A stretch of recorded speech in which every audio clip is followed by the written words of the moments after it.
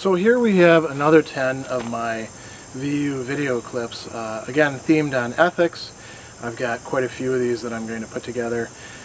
These all have to do with specific issues in ethics like stealing, lying, abortion, business ethics, stripping athletes of titles, all those sorts of things that we would think of as getting down to the nitty-gritty of ethics. And I had a lot of people ask me questions about these sorts of things, both students and other VYousers.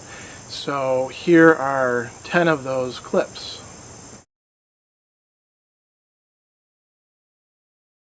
Is it okay to lie sometimes if it's beneficial, or is lying always morally wrong? Lying is always morally wrong. Well, actually that's a lie, at least from my perspective. I am not a strict deontological duty-based ethicist, and I think that there are some circumstances in which it could be okay to lie, and it might actually be the right thing to do. Now, in saying that, of course, I'm at odds with somebody like Immanuel Kant. I'm also at odds with somebody like St. Augustine, who discusses lying in a number of different works, and he ends up saying something kind of interesting. He says lying is always morally wrong, it's always bad, but there's a question of how bad it is exactly, because he has to deal with certain issues that come up, like when you lie so that somebody doesn't get hurt. Insofar as it's a lie, it's not good, but there are other considerations at work. And if you think about the broader context, something which is, at least in some sense, a lie, might actually turn out to have good sides to it. So I don't want to say that lying is ever, in itself, morally right or good, but I do want to say that it's not necessarily morally wrong across the board in every single way. Is it okay to lie if it's beneficial? If that's the whole idea that, well, it's going to work out nicely for me if I lie, well, that's not going to be a good stance to take. But there's broader considerations there. Good question.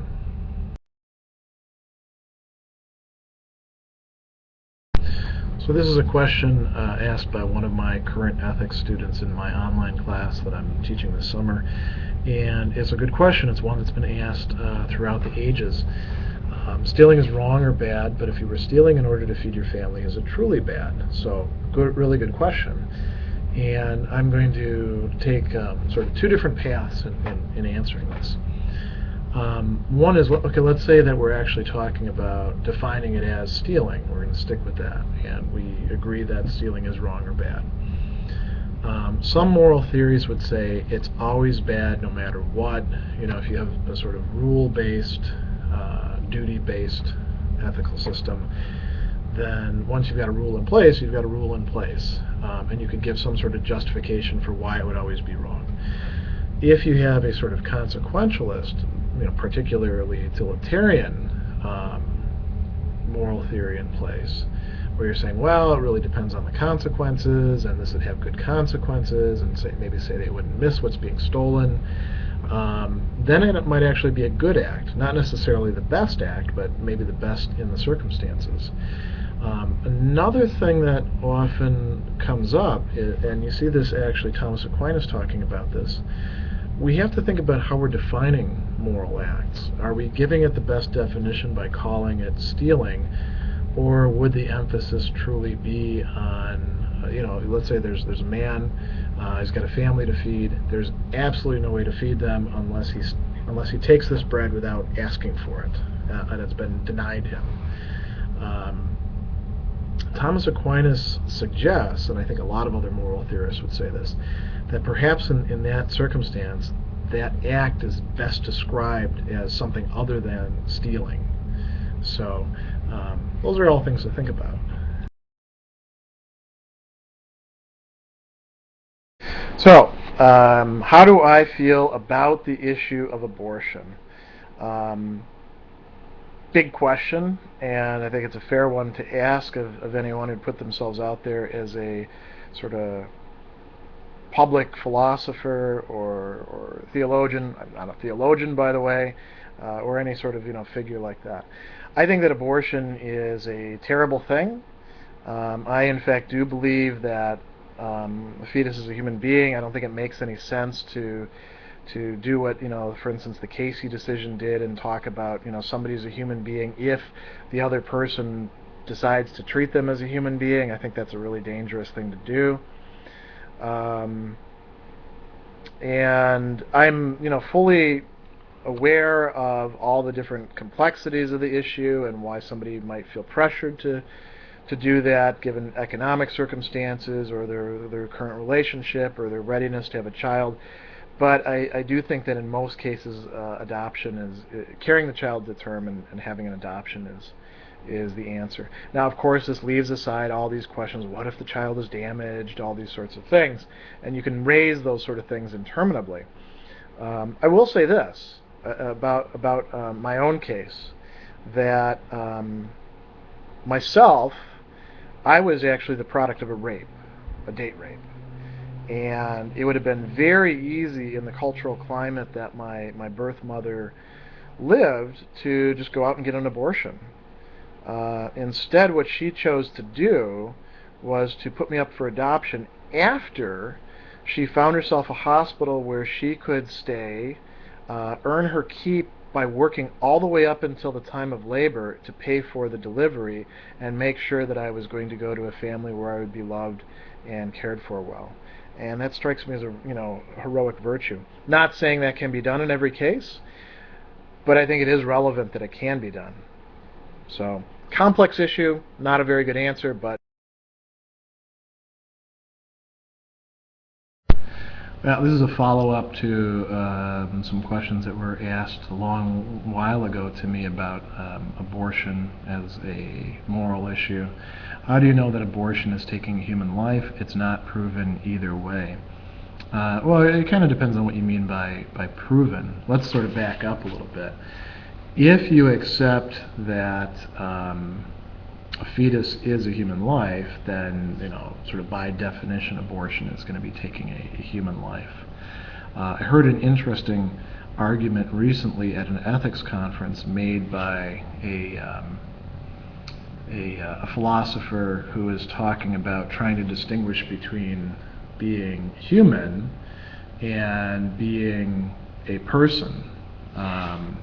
And he was trying to claim that the embryo is already human because it has human genetic material, but it can't be said in any meaningful way to be a person. I think he wanted to claim about the 6th month or so, and that the embryo itself, oftentimes life begins at conception is the assumption. He was trying to say it begins at implantation. Interesting ideas. Now, back to that, it's not proven either way.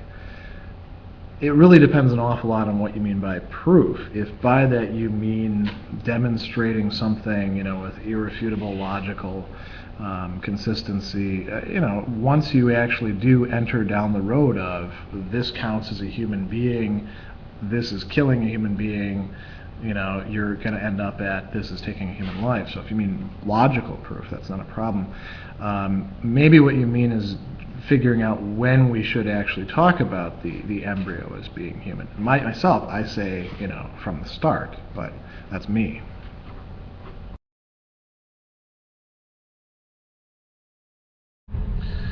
So what do I think about athletes being stripped of titles, medals, things like that due to steroids? Is there a philosophical argument for or against? Yeah, you actually have philosophical arguments all over the place because there's a lot of people out there doing philosophy, and there's even a lot of people doing philosophy of sport.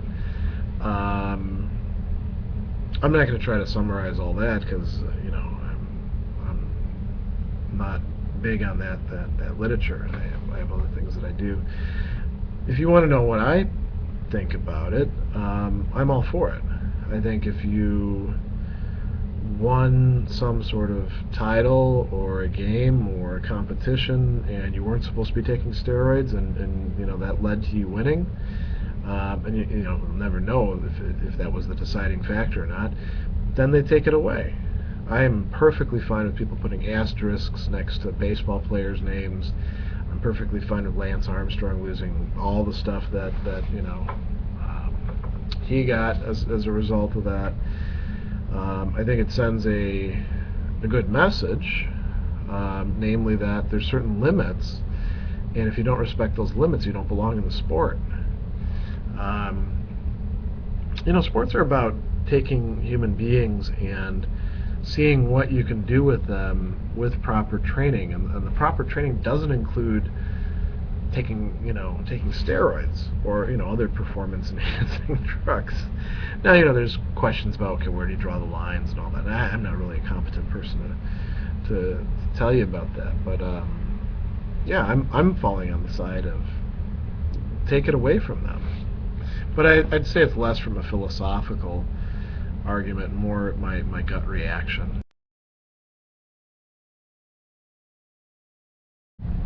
So this is a very nicely put question.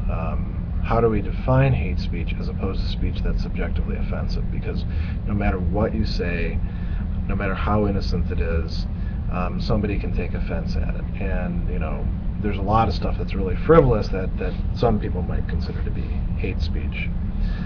On the other hand, there are some things that we want to say, yeah, that's definitely hateful speech. You've crossed a line there, and you shouldn't be doing that. So two things.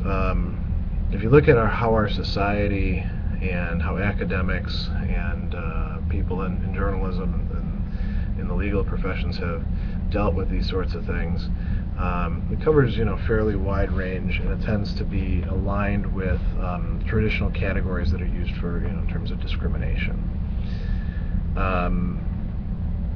That said, it tends to be very inconsistent. So if you say hateful things about people of another race, then it's considered racism, and then that's considered hate speech, right? Unless, of course, you're, say, joking around. And if you're a professional comedian, maybe you can get away with it. If you're not one, then maybe you can't. I mean, there's all sorts of inconsistencies here. If you're saying things about somebody on the basis of gender, again, that's very easy to categorize as hate speech. If you're talking about somebody, other protected categories, like somebody's veteran status, you can call veterans anything you like, and it's probably not going to get called hate speech, although perhaps maybe in some cases it ought to be. When it comes to religion, there are some religions that you can't really say much about without incurring, somebody saying, you're being hateful, and other religions where they're fair game. You can say just about anything you like. So I didn't get to the second part.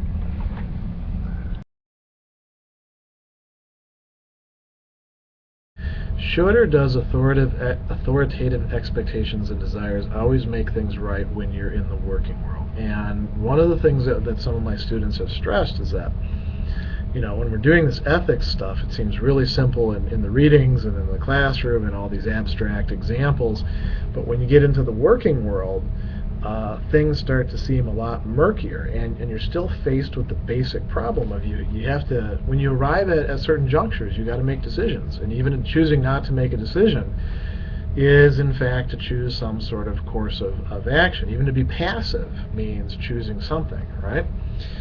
So one option there is to sort of fall back on what the people higher up, the authorities, what their expectations are, what their desires are for you,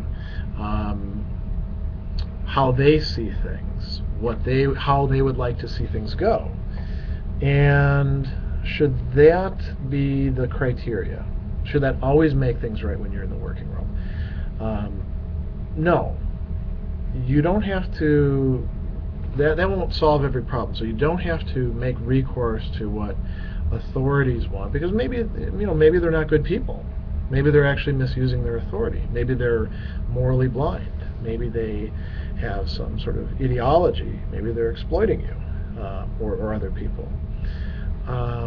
Does that mean that you should dismiss them altogether? No, but what it means is that their expectations and desires should probably be given the same amount of weight as everybody else who's concerned by it. So that's worth thinking about a little bit more.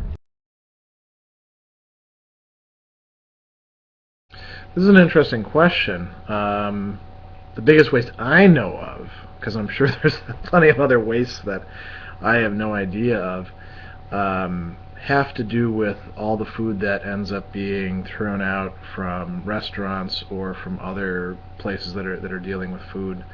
There's a lot of waste in this country with food that could actually go and be consumed by people or even just by animals. And a lot of this has to do with our legal climate.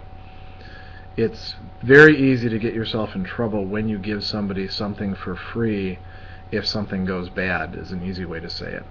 And I think what we ought to be doing is encouraging restaurant owners, people who own anything that has to do with food, to get rid of the surplus that's left over, say, at the end of the night, in ways that can, say, feed the homeless or low-income people, or be distributed in other ways. Not a lot has been done with that, unfortunately.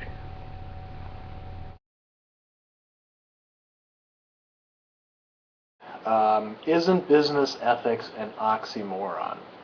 You hear this said a lot, don't you? Along with military intelligence.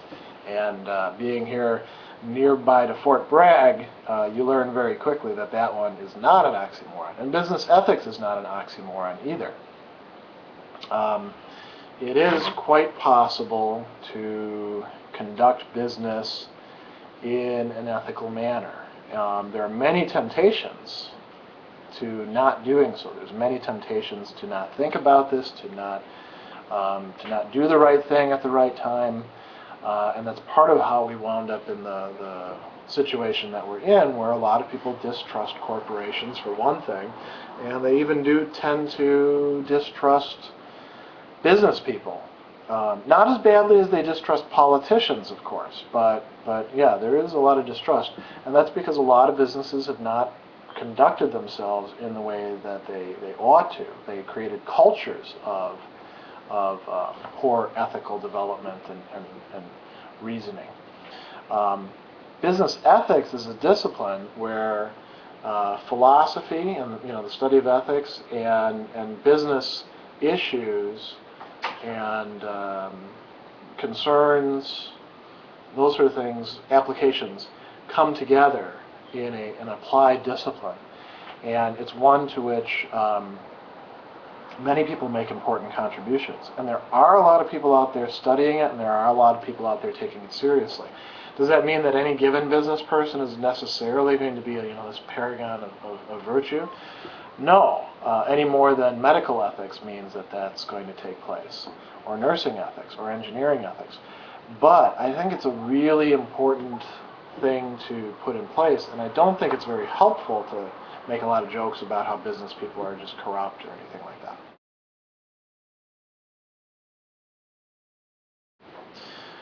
Okay, so yes, I'm involved in something called the Ethics in Business Education Project, and I was one of the co-founders here at Fayetteville State University.